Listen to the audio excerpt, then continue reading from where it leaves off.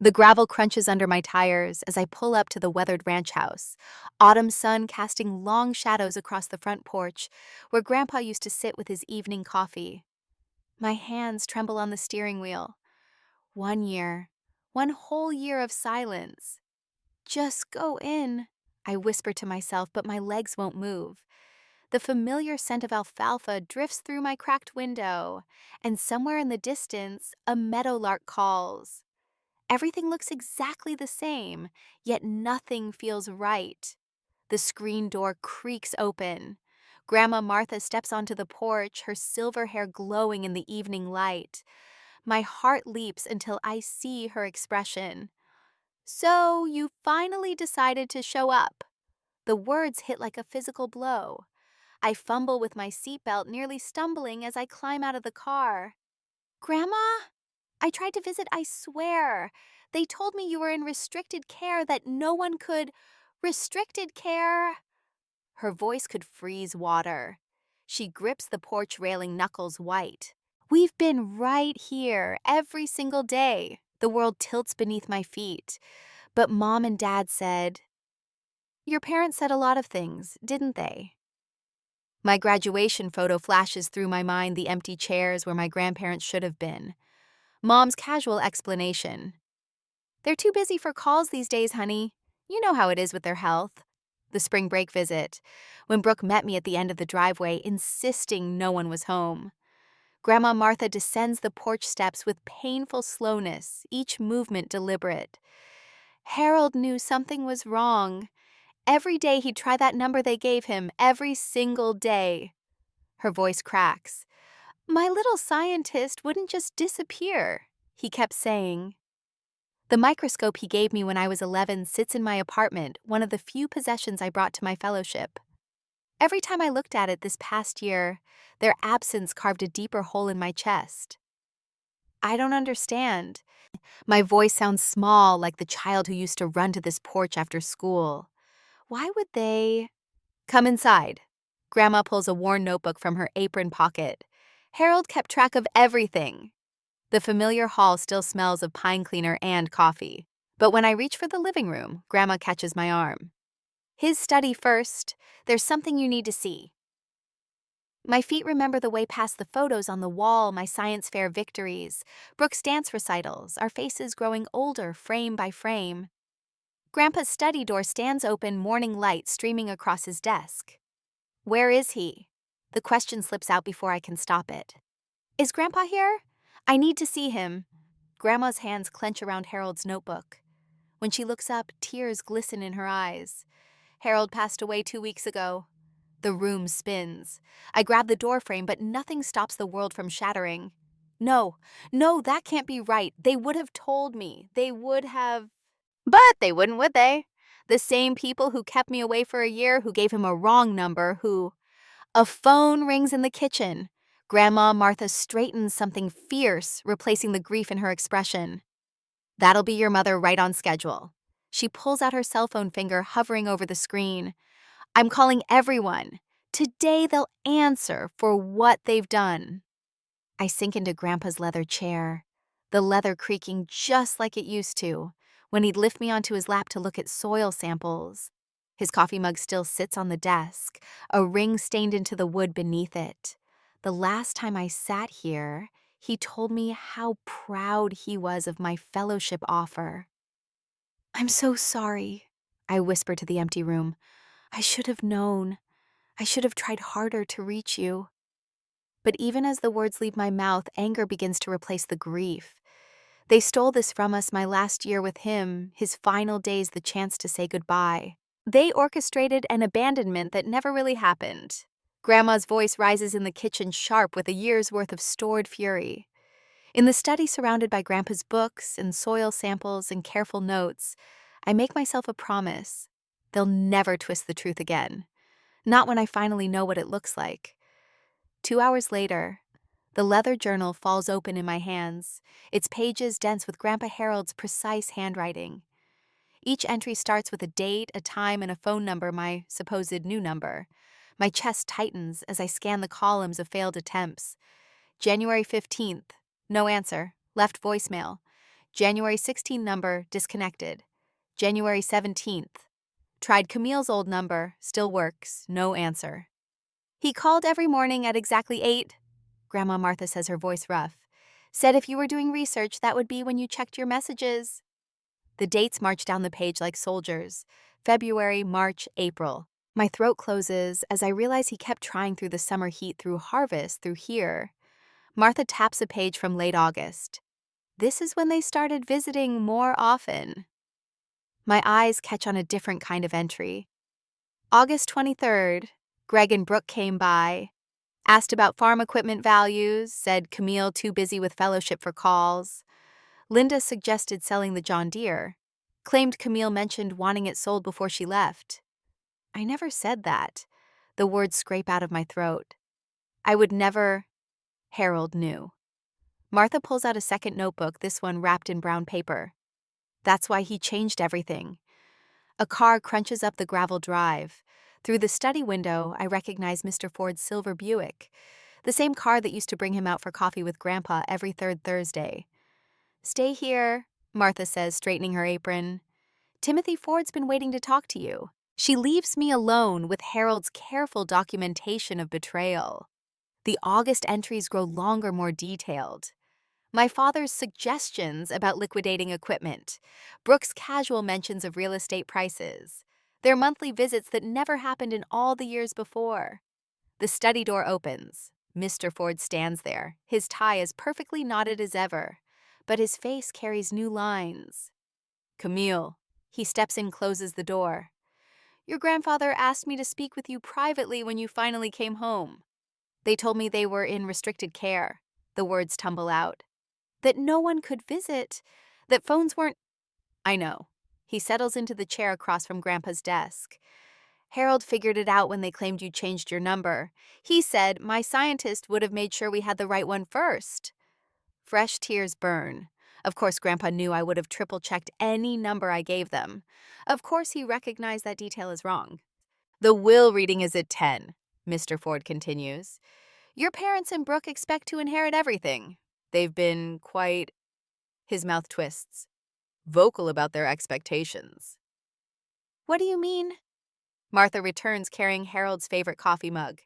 They have no idea what Harold did in those final weeks. Mr. Ford accepts the coffee with a nod.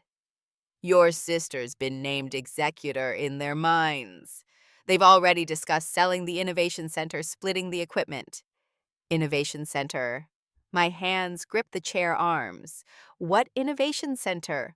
Martha and Mr. Ford exchange looks. She pulls an envelope from her apron pocket. Maybe you should see this first. Inside, I find receipts, tuition payments, research grants, everything I thought my parents had funded my degree. My fellowship, all of it came from my grandparents. They took credit for everything we gave you, Martha whispers. Harold wanted to tell you, but they made sure he couldn't. And the truth settles like stone in my stomach. Every dismissive comment about my expensive education, every guilt trip about family sacrifice, all of it built on lies. A familiar case catches my eye on the shelf behind Grandpa's desk. The microscope he gave me when I was 11, its twins sitting in my apartment. But this one has a note tied to the handle with twine. My fingers shake as I unfold the paper. Harold's handwriting shakier than in his journal, but still precise. For when my scientist comes home. The microscope gleams in the morning light, its brass fittings polished as if he'd been keeping it ready. Waiting, believing. Gravel crunches outside again. A car door slams, then another. That'll be them. Martha moves to the window. Let them talk first. Harold always said the guilty can't help but tell on themselves. I look down at the journal in my lap, at the microscope that proves he never stopped believing in me. My hands are steady. For the first time since I pulled into the driveway, my mind feels clear. Let them come with their lies and justification. Let them think they still control the story. Grandpa taught me more than science. He taught me that truth reveals itself under close enough observation, and I've learned how to watch very, very carefully. The screen door bangs against the frame. My sister's heels click across the porch board, stopping dead at the sight of me. Brooke's mouth falls open, perfect lipstick forming a scarlet O. What is she doing here? The words slice through the autumn air. I grip the porch railing, steadying myself against the surge of memories, science fairs, where she never came, graduation seats left empty, spring break lies about nobody being home. The wood feels solid under my fingers, grounding me in this moment of truth. Mom and Dad materialize behind her, their faces shifting from shock to calculated warmth faster than a corn harvest after first frost. Mom's arms open wide, her designer perfume washing over me as she swoops in. Darling, we've been so worried. Her voice drips honey. You never answer our calls. Dad hangs back jaw tight beneath his silver hair. His eyes scan the situation like he's assessing crop damage after a storm. This is a family matter, Camille. Maybe you should wait outside. The old me would have retreated. The old me lived for their approval, measured her worth in their scattered crumbs of attention. But Grandpa's study still smells like his coffee. His journal rests in my pocket, heavy with truth. I'm exactly where Grandpa would want me to be. My voice comes out steady, surprising me with its strength. Grandma Martha's hand finds my shoulder warm and sure as summer soil. Harold specifically requested everyone be present. The crunch of tires on gravel cuts through the tension.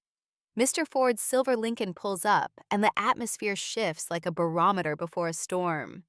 Dad's spine stiffens. Mom's smile freezes. Brooke's fingers twist her pendant, a nervous tell from childhood she never outgrew. The living room fills with painful precision. Grandma Martha takes Grandpa's old armchair, her silver hair catching the light. I settle on the sofa beside her, while my parents claim the love seat Brooke perched between them like a prize hen. Mr. Ford removes his reading glasses, polishing them with deliberate care. The leather portfolio in his lap contains more than paper. It holds a year's worth of lies about to shatter. Harold Jensen's last will and testament. His voice fills the room with quiet authority. Executed 2 weeks before his passing, witnessed and notarized according to Nebraska state law. Mom leans forward, pearls catching the light. We all know what Harold wanted. He discussed everything with us extensively. Did he? Grandma's voice could frost a July cornfield. Mr. Ford begins reading. The ranch and lifetime support go to Grandma Martha. No surprise flickers across her face, she knew. She's known all along. Then the hammer falls. To my granddaughter Camille, I leave the Harold Jensen Agricultural Innovation Center, including all patents development funding and research facilities. The room erupts. Brooke launches to her feet, face flushed beneath her perfect makeup. You promised me everything I did what you told me? Dad's hand clamps on her arm, but the words hang in the air like smoke after a lightning strike. Mom's face goes white, then red, then white again. The remaining estate, Mr. Ford continues over their protests, will be divided equally between Camille and Brooke Jensen. This is ridiculous. Dad's voice thunders through the room. Harold wasn't thinking clearly. Will contest. I have extensive documentation of Harold's sound mind. Mr. Ford's words slice through the bluster, including regular cognitive assessments and witness statements. Martha approved every change. Grandma stands hands steady as she reaches for a sealed envelope. Harold left something else for Camille. The paper trembles in my fingers as I break the seal. The familiar scent of his pen ink rises from the page, and suddenly I'm 11 again, watching him adjust my microscope with careful hands. My dearest Camille, my voice carries in the hushed room.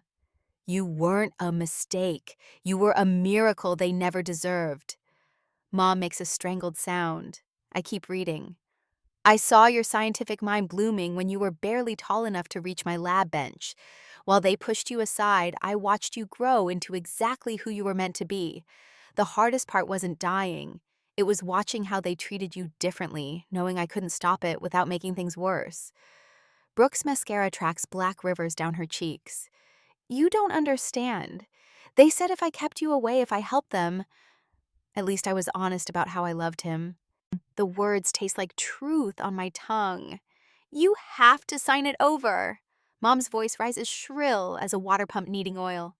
We're your parents. We gave you everything. No. Grandma Martha's voice cuts through the chaos. Harold and I funded all of Camille's education, every penny. You never spent a dime on her future. The silence stretches like shadows across a winter field. Then Grandma reaches into her apron pocket, pulling out something small and black. Harold didn't just keep a journal.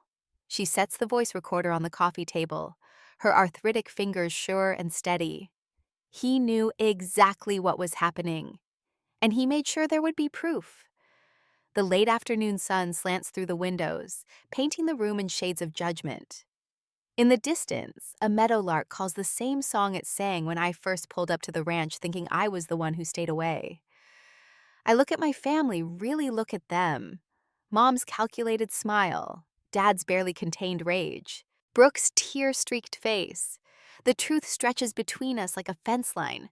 Some boundaries can never be mended. Grandma's finger hovers over the play button, and I realize the real inheritance isn't in the will at all. It's in the power to finally choose what happens next. The small recorder in Grandma Martha's hands looks innocuous, just a simple black rectangle no bigger than a deck of cards. But when she places it on the oak coffee table, the room falls silent. Even the grandfather clock in the corner seems to hold its breath. "What is that?" Linda's voice wavers. My fingers grip the arm of Grandpa's leather chair as Martha presses play. Static crackles, then Grandpa's voice fills the room, strong and clear as sunshine. "I'm recording this because something isn't right." A pause, papers rustling. "Greg and Linda visited today, third time this month, which would warm my heart if they weren't so interested in the equipment valuations."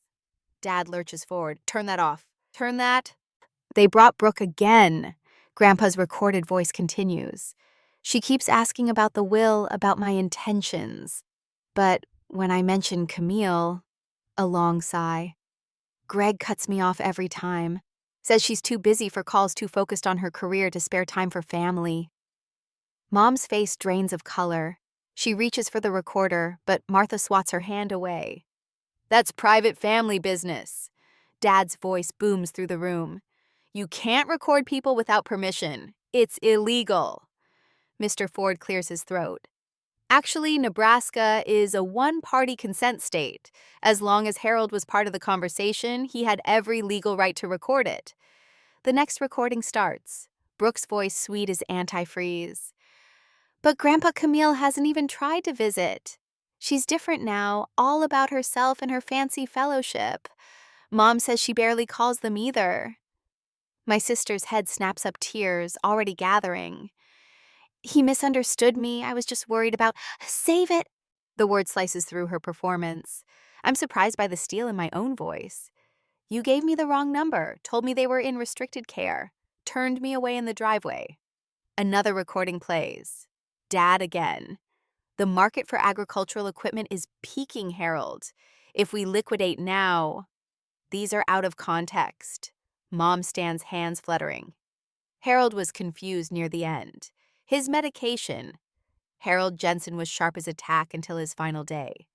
Martha's words crack like a whip. "Sharp enough to know exactly what you were doing. How dare you talk about sacrifice when you lied to a dying man?" The recordings continue one after another. Every visit, every manipulation, every lie carefully documented in Grandpa's steady voice. My parents and sisters shrink with each revelation, their practiced masks crumbling. "Get out!" Martha's command leaves no room for debate. "Get out of my house!" Dad takes one step toward me. "This is still your father speaking?" The laugh that escapes me holds no humor. "Then act like one for once." They gather their things in sharp, angry movements. Brooke pauses at the door, mascara tracking down her cheeks. "You'll regret choosing them over family." "I am finally choosing a family." The truth settles in my chest solid as bedrock.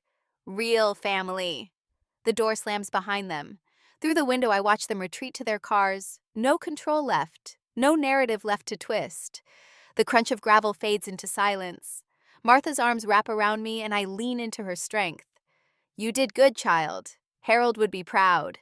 Mr. Ford gathers his papers explaining the additional protections Grandpa put in place. He knew they might challenge the will. But your grandfather was thorough, documented everything, had multiple witnesses, regular cognitive assessments. They won't get far with legal challenges. After he leaves, Martha and I walk the property together. The autumn wind whips her silver hair, and somewhere a meadowlark calls the same one from yesterday, maybe. Like it's been waiting for this moment, too. Want to see something special? Martha leads me toward the Innovation Center, her steps purposeful despite her limp. The building smells of metal and soil and possibility. Martha points to a shelf of leather-bound notebooks, Harold's research journals. He kept everything. I pull one down and a paper flutters to the floor. My childish handwriting fills the page, a diagram of a solar-powered irrigation system I'd drawn at 12. But below my crude sketch, Grandpa's precise notes detail improvements, calculations, practical applications. More journals reveal the same pattern. Every idea I'd ever shared with him, every wild dream he'd been developing them all. Not just humoring a child's imagination, but building on it, believing in it. In me. My vision blurs as I trace his handwriting. Martha's hand settles on my shoulder, warm and sure. "What do you do?" she asks softly, with an inheritance of trust instead of money. The answer burns bright as sunrise. You build something worthy of it. I close the journal, holding it close to my heart. Outside, the wind has died down, and the meadowlark's song floats clear and true across the autumn fields. Tomorrow, there will be lawyers and threats and community whispers to face. But today, I stand in the house of my grandfather's dreams, surrounded by proof of his faith in me, and I know exactly who I am. His little scientist finally home. The next day, the legal notice arrives in a crisp white envelope, Mr. Ford's secretary placing it on my desk without comment. My stomach clenches as I read, "Estate of Harold Jensen, Notice of Contest." The words blur before my eyes, but certain phrases stand out like accusations: undue influence, mental incapacity, fraudulent manipulation of a vulnerable elder. A photo of Brooke fills the corner of the local newspaper. My sister's tears look genuine, her perfectly styled hair framing a face of calculated grief. "All I wanted was to honor Daddy's wishes," the headline quotes. But some people took advantage of his confusion in those final days. The article spawns a flood of calls to the ranch. Church ladies with concerned voices ask. Martha pointed questions about Harold's final weeks. Their worry sounds sincere, but the undercurrent of gossip poisons every inquiry. "Your father's on line 1, Mr. Ford's secretary announces. Her expression stays neutral, but her fingers drum against the doorframe. "He says it's urgent." I let it ring through to voicemail. 2 days later. The emergency meeting notice comes next. Dad's law firm, Downtown Neutral Ground, for their final play. I spent an hour choosing my outfit. Charcoal pencil skirt, crisp white blouse, grandmother's pearl earrings. Professional armor. At 1 p.m., Mr. Ford meets me in the lobby. "They're demanding 80% of your inheritance," he murmurs, threatening to drag Harold's competency through a very public trial if you refuse. "Let's get this over with." My voice sounds calmer than I feel, and we head to the conference room. An hour later, the conference room gleams with polished mahogany and old money. Mom and Dad sit on one side, Brooke between them like a shield. Their lawyer stands at the window, his suit worth more than my car. "Camille," Dad's voice carries that familiar note of disappointment. "This has gone far enough. You're forcing us to take actions that will hurt everyone." "We're your family," Mom adds. Her fingers worry at her cross necklace. "Whatever you think happened, whatever Martha told you about those final weeks." "Don't." The word comes out sharp. I set my briefcase on the table, the click of the latches loud in the sudden silence. "You abandoned us," Brooke whispers. "You never called, never visited. And now you want to steal everything." I pull out 3 manila folders, placing one before each of them. The paper feels cool and smooth under my fingers. "Before you continue down this path, I say, you should know what these contain." They open the folders. I watch their faces as they read. Dad's confidence cracking, Mom's hand flying to her throat, Brooke's tears finally turning real. That's the transcript of Harold's recordings. My voice stays steady. He documented everything. Every visit where you pressured him about the will, every conversation about changing his medications, every phone call where you lied about me. More papers slide across the table. Bank records proving my education came from Harold, not you. Emails between Brooke and Dad about how to handle the old man. The nurse's notes about unauthorized changes to his prescriptions. You can't prove. Dad starts. I can prove all of it. I meet his eyes. The recordings don't just exist with us. They're held in trust with instructions for release if anything happens to Martha or me, or if you pursue this lawsuit. Mom's fingers crush the papers. You planned this. You manipulated him into... Harold planned this. The words taste like victory. He knew exactly what you were doing. Every visit, every lie, every manipulation. He recorded it all. He just waited to see if I would come home before he died. You're trying to destroy us. Brooke's mascara runs in black rivers. Your own family. No. I push the final documents forward. I'm protecting Harold's legacy. Sign these non-contestation agreements and everything stays private. Fight me and the whole town will know exactly who destroyed what. Their lawyer reads quickly, his expression growing grimmer with each page. He whispers something to Dad, whose face goes ash gray. You've thought of everything, haven't you? Mom's voice shakes. What about forgiveness? What about family? Family.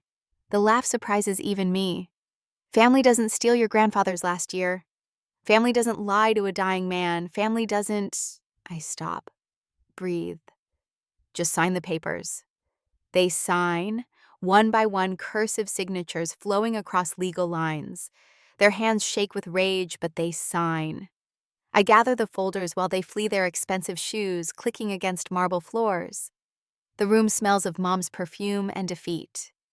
Your grandfather would be proud, Mr. Ford said quietly, 15 minutes later when I came out of the lobby. I stare out at the city skyline, at the fields beyond where Harold taught me about soil composition and trust. The papers feel heavy in my briefcase, a weight finally lifted. This was never about the money. The words fog the window glass. I just couldn't let them twist his truth one more time. Behind me, Mr. Ford begins to speak, but I'm not listening anymore. In the window reflection, I see Harold's eyes in my face, his determination in my stance. They wanted me to choose between forgiveness and freedom.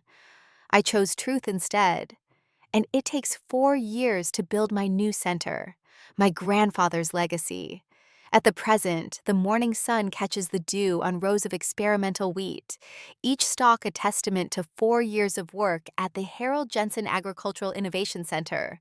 My boots crunch against the gravel path as I check the sensor readouts. Something about the light reminds me of those early mornings with Grandpa, his quiet voice explaining how roots search for water. A truck rumbles up the drive, Martha's old Ford kicking up dust. Right on schedule with lunch, same as she's done every day since we opened the center. The familiar sight warms my chest. She climbs out carrying her red and white checkered picnic basket, gray hair catching sunlight. The tomatoes finally ripened, she calls, holding up a paper bag. Harold's Heritage variety.